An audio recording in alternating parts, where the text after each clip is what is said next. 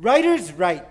You'd think this was simple enough, but I happen to know writers who don't write. You're not a writer if you want to be a writer. You're not a writer if one day you plan on publishing the great American novel, but right now you're just taking notes, and you're not even writing those down.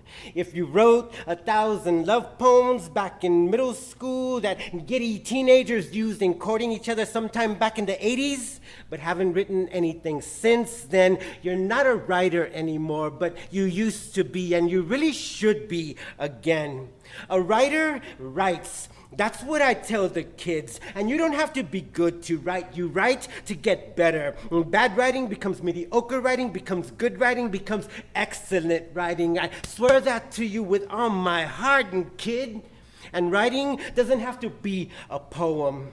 Some of my favorite writers are sports writers, because after the San Antonio Spurs end up winning a 6th NBA championship this year on a Sunday night, even without Kawhi Leonard, I want to read about the San Antonio Spurs winning a 6th NBA championship on Monday morning in the paper.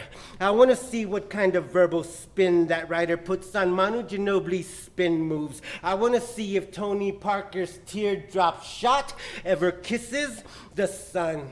Tell me you're not good at writing, only good at math, and I will have to say to you, now you have forced me to show you the power of writing, because through either similaric or metaphoric extension, writing is or can be like anything else, and sometimes writing is like math, except that words are the numbers. There's addition and subtraction. It's called editing. There are formulas and unknowns, and a beautiful metaphor is like a parabola's approach to infinity. Writing could be the only evolutionary reason we ever gave up our fins for hands. There's a reason why headstones at the cemetery aren't blank. Wanna be a revolutionary? First show me what a grito sounds like in ink. Scratch some script on paper, sniff the fire, let me know when the world is burning. And it doesn't really matter what the world says. Despite all those words, nothing is written in the stars. Those are endless connect the dot possibilities, subject only to your own personal cuneiform. So write your own dream from beginning to end. And it doesn't matter that you haven't been a writer in a while. Your refusal to remain silent will be your renaissance of resonance. It's like they always told me when I was a kid. Writers write. Scratch some script on paper, sniff the fire, let me know when the world is burning. I want a clean sheet of paper. This one's got the blood of history on it. This one's been crumpled up by an angry hand, and even when I try to press it flat upon my desk, it's still got all those creases permanently etched into its wings, and that can't be good for flying. I want a piece of paper that can fly. If I can muster up the wind to make it fly, if I can breathe a little altitude into its depths, tie it to my soul by a string and let it beat and pop against the sky.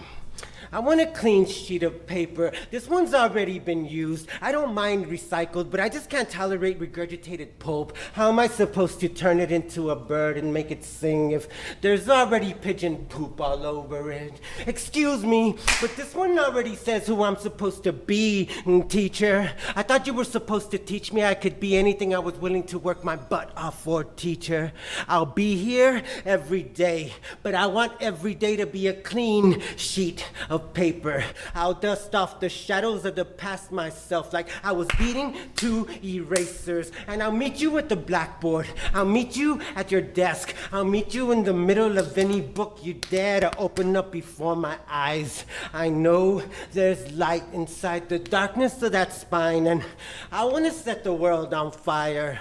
Not so much as an arsonist, but as a lyrical pyromaniac.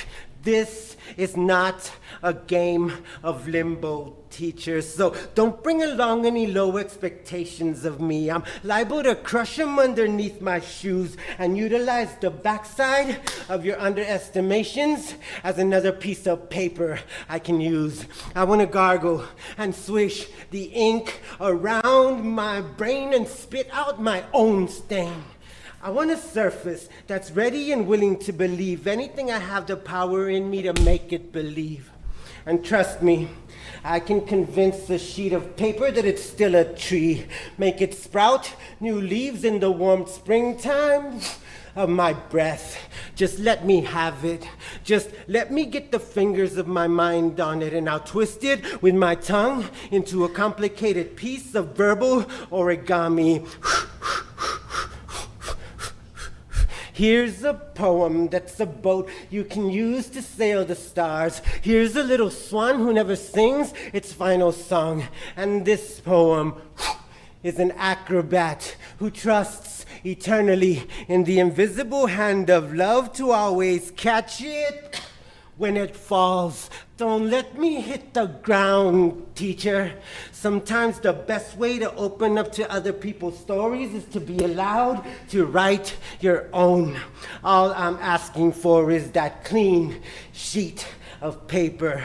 I want to gargle and swish the ink around my brain and spit out my own stain, because every hour of our living dares us to leave a mark.